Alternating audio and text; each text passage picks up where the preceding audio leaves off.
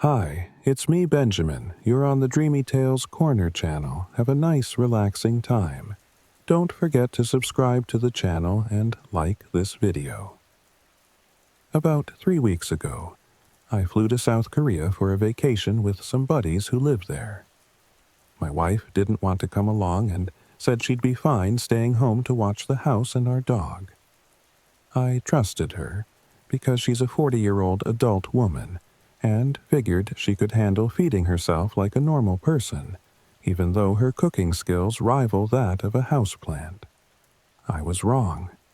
I should have dragged her and the dog along with me to another country. What my wife decided to do during her 3 weeks alone was nothing short of baffling. Honestly, I think I would have preferred her having an affair to what she actually did. Here's the rundown. She somehow broke our stove by trying to cook an entire 15-pound bag of red lentils in one go. Then, instead of grabbing a bowl, she ate straight out of the pot and shoved the whole thing into the fridge, breaking one of the shelves in the process. Once she realized her mistake, she opted to spend the rest of the time ordering nothing but Taco Bell through DoorDash while getting high on her medical marijuana. And, for some unfathomable reason, she bought a bulk supply of honeycombs from one of my friend's dads, deciding that munching on beeswax and honey was her new thing. Apparently, honeycombs give you gas, lentils give you gas. And Taco Bell? Oh, Taco Bell is a nuclear-grade gas machine. Fast forward to today. At 5:30 a.m., I'm jolted awake by a sound that can only be described as a chainsaw revving in my bedroom, accompanied by the stench of sulfur from the deepest pits of hell. My wife gets up and heads to the bathroom while I scramble to open windows, hoping to save what's left of our breathable air. It's too late. From the bathroom, I hear her experiencing what can only be described as 10 straight minutes of the loudest gas eruptions imaginable. It's a symphony of 20-second-long farts, broken only by gasping breaths, then another round. Meanwhile, our dog has taken refuge under the couch, likely wondering if the apocalypse has arrived. I briefly consider joining the dog in its hiding spot, but instead choose to keep opening windows in desperation. It's 62 degrees outside and windy, but the wind just recirculates the foul smell through the house. By the time she comes out of the bathroom, it's clear her digestive situation isn't over. As she walks upstairs, the sound of a small engine seems to follow her. I can't take it anymore.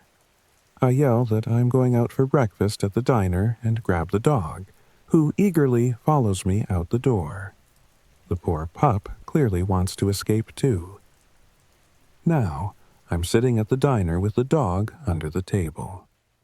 She's wearing a pink leash kid harness, an embarrassing gag gift from my friends that reads "Emotional Support Human" with my name on it.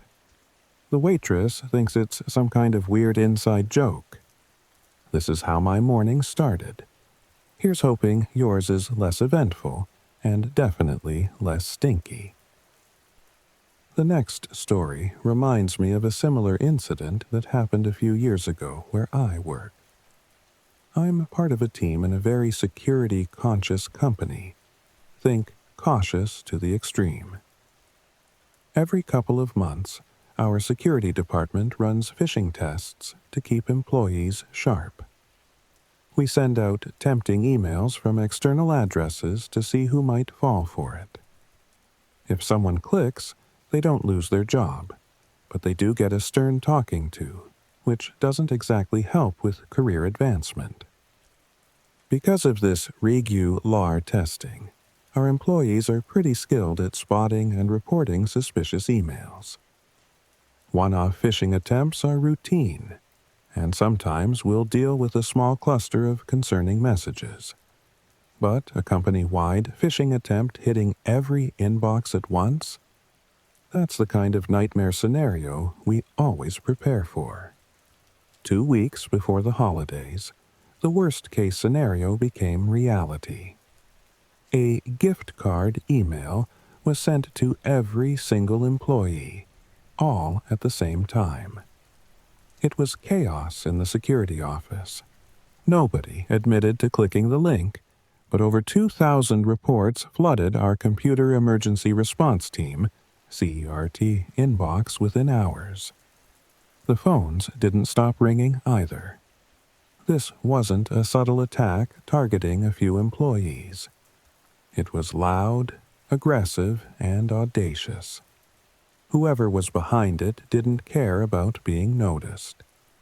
They even sent the email to the entire security team, including the Chief Information Security Officer, CESO. Clearly, someone had managed to collect the full list of the company email addresses, which was alarming in itself. We quickly pulled in our senior experts to analyze the situation.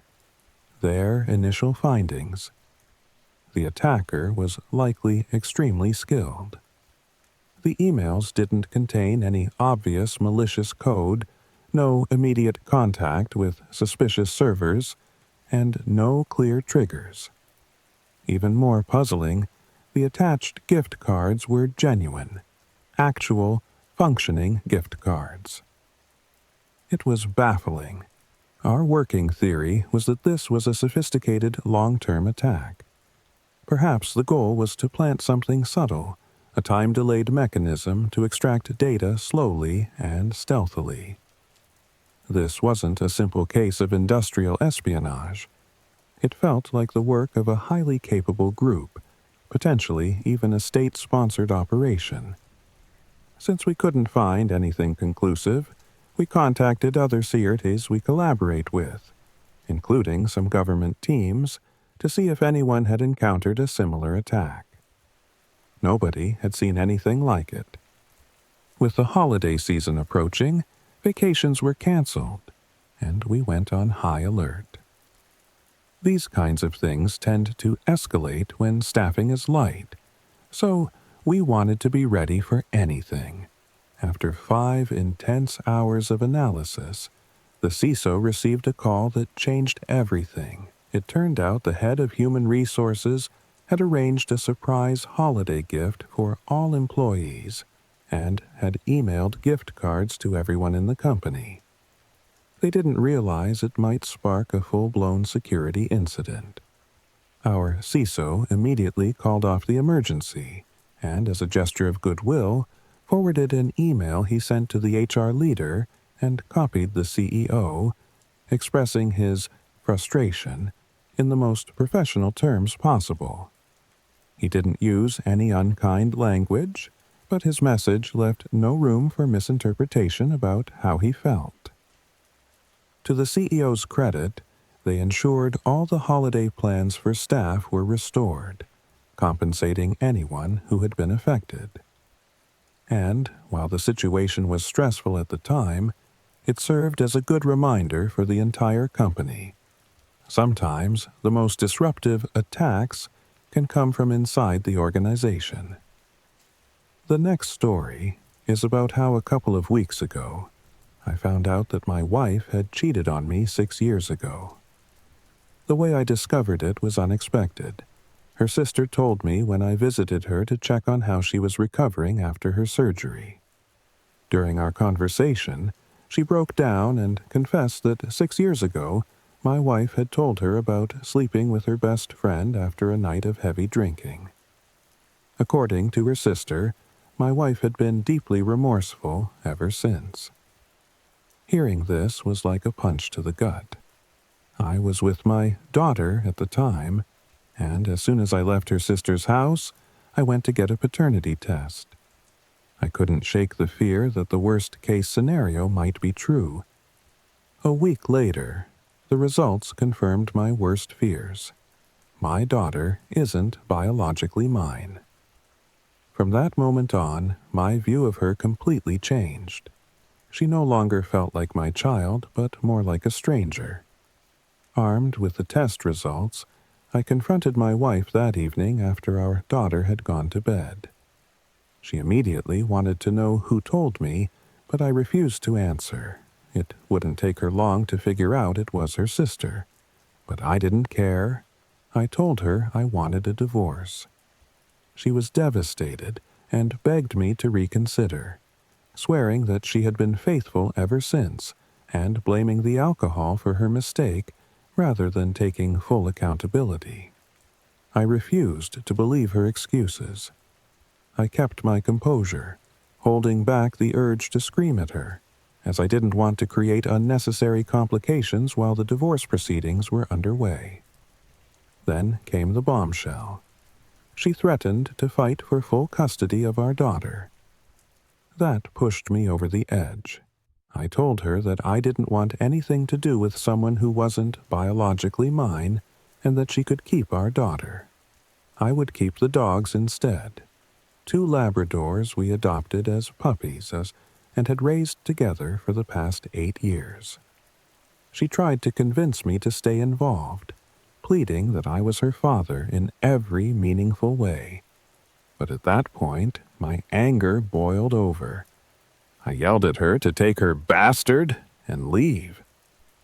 The next day, she packed her things and moved out, taking our daughter with her to her parents' house. She hasn't called or reached out since. I've stayed in our home, which is in my name because it was a gift from my parents. Looking back, I think my yelling genuinely shocked her. It was the first time I'd ever raised my voice like that. I've talked to my family about everything. My dad supports my decision, saying I shouldn't feel obligated to raise a child who isn't mine. I agree with him, but the emotional pain hasn't faded. My younger brother suggested I write this all down to help me process everything. I'm also seeing a therapist 3 times a week who told me I've taken an important first step by removing myself from a situation that caused me pain. Still, it's hard to accept that the family I thought I had is gone. As for why her sister told me the truth, she said she'd been living with guilt for years, watching me dote on a child who wasn't mine. She claimed that seeing me so happy during our visit finally broke her, and she had to confess. I don't know how sincere she was, but the damage is done either way. Right now, I feel a complicated mix of anger and heartbreak. Not just toward my wife, but also toward the child I once believed was mine. My therapist advises me to prioritize my own healing and let go of the past, even if it means distancing myself from both of them entirely. The divorce is underway, and I hope it goes smoothly. We've always kept separate finances and assets, so there shouldn't be much to dispute.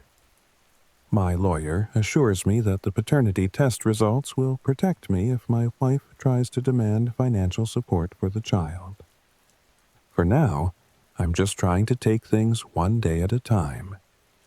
The pain is still fresh, but I know I need to focus on moving forward and rebuilding my life. The clockmaker's curse. There's a small antique shop in my neighborhood that I'd walked past 100 times without ever stepping inside. It's tucked between a bakery and a hardware store, almost unnoticeable unless you're looking for it. One rainy evening, on my way home, I found myself drawn to its dimly lit window. Behind the glass, dozens of clocks of every shape and size ticked away in a mesmerizing cacophony. I had time to spare, so I decided to step inside. The shop was quiet except for the rhythmic ticking. The air smelled of wood polish and old books. Behind the counter stood an elderly man, his wiry frame bent slightly as he adjusted the gears of a pocket watch with a pair of tweezers. He didn't look up when I entered, but his voice was gravelly and kind. "Looking for something specific, or just browsing?" he asked, still focused on the watch. "Just looking," I replied, wandering deeper into the shop. The golden clock. In the back corner, I found an ornate clock unlike anything I'd ever seen. It was golden, with intricate carvings of vines and flowers running up its sides. The face was clear and unblemished, and the hands moved so smoothly it was hypnotic. Beneath the face, in delicate script, were the words, "Time is a gift, but beware its price." I called out to the man, asking about the clock. "That one's not for sale," he said without looking up. "Why not?" I asked, unable to take my eyes off it. He sighed and finally looked at me, his eyes sharp and full of something I couldn't quite place. Sadness, maybe. "Some things aren't meant to be owned. They're meant to stay here, out of the wrong hands." That only made me want it more. The strange trade. I don't know what possessed me, but I pressed him. "I'll pay double. No, triple. Just name your price." The man hesitated, his eyes scanning me as if he were trying to see into my soul. Finally, he said, "If you want it that badly, I won't charge you money, but you must promise never to tamper with it." I nodded eagerly, not even considering what that meant. He wrapped the clock in brown paper and handed it to me. His final words as I left the shop were, "Remember, time is a gift, but it's never free." The power of time. When I got home, I placed the clock on my mantel. Its quiet ticking filled the room, and I felt oddly comforted by its presence.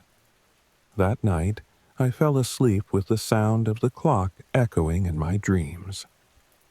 The next morning, something strange happened. I was running late for work and muttered to myself, "If only I had 10 more minutes." The clock, as if responding to my words, began to tick backward. I stared in disbelief as the hands turned in reverse, and when I looked at my phone, 10 minutes had been added to the time. At first, I thought I was imagining things, but as the days passed, I realized the clock could manipulate time itself. If I wanted more time in the morning, it gave me an extra hour. If I needed to redo a moment, I could rewind time by focusing on the clock and speaking my wish aloud. It was intoxicating. The price of time. For weeks, I used the clock to perfect my life. Missed deadlines became a thing of the past. Awkward conversations were erased and redone. Even small moments like spilling coffee on my shirt were easily corrected. My friends noticed how lucky I'd become, but I told no one about the clock. Then, strange things started happening. I began waking up in the middle of the night, hearing whispers. The clock's ticking, once soothing, grew louder and more erratic. Sometimes, I swore I saw its hands move on their own, even when I wasn't using it. One night, I tried to rewind a particularly bad argument with a friend. But instead of reversing just a few minutes, the clock spun wildly out of control. I found myself back at the start of the week, reliving the same days over and over. No matter what I did, I couldn't escape the loop. Every time I tried to fix something, it only made things worse. The clockmaker's warning. Desperate, I returned to the shop with the clock. The old man was waiting for me, as if he'd known I'd come back. He didn't look surprised when I placed the clock on the counter, his expression a mix of pity and disappointment. "You tampered with it, didn't you?" he asked softly. "I didn't mean to," I stammered. I didn't know this would happen." He nodded, as if he'd heard the same story 100 times. "The clock doesn't give time. It borrows it. Every second you've taken had to come from somewhere, from someone. That's the price." My stomach turned. "What does that mean?" "It means the time you used wasn't yours to take. It came from the lives of others, strangers, friends, even your own future." He pointed to the clock. "That's why it's gone out of control. You've upset the balance." I begged him to fix it, to make it stop. He studied me for a long moment before saying, "There's only one way to break the clock's hold on you." He handed me a hammer. The final sacrifice. Smashing the clock felt like breaking a piece of myself. As the golden fragments scattered across the shop floor, I felt an overwhelming sense of loss, like I'd just said goodbye to something precious. The ticking stopped, and for the first time in weeks, there was silence. The old man swept up the pieces without a word. Before I left, he said, "Consider this a second chance. Time is precious. Don't waste it." Epilogue. Life returned to normal after that, but I couldn't shake the feeling that I'd lost more than just a clock. Sometimes I catch myself glancing at the mantel where it once sat, half expecting to see it there. And every so often, when I hear a clock ticking, I remember the warning etched into its face. Time is a gift, but beware its price. Thank you for listening. Have a nice day, and don't forget to subscribe and like this video. Bye.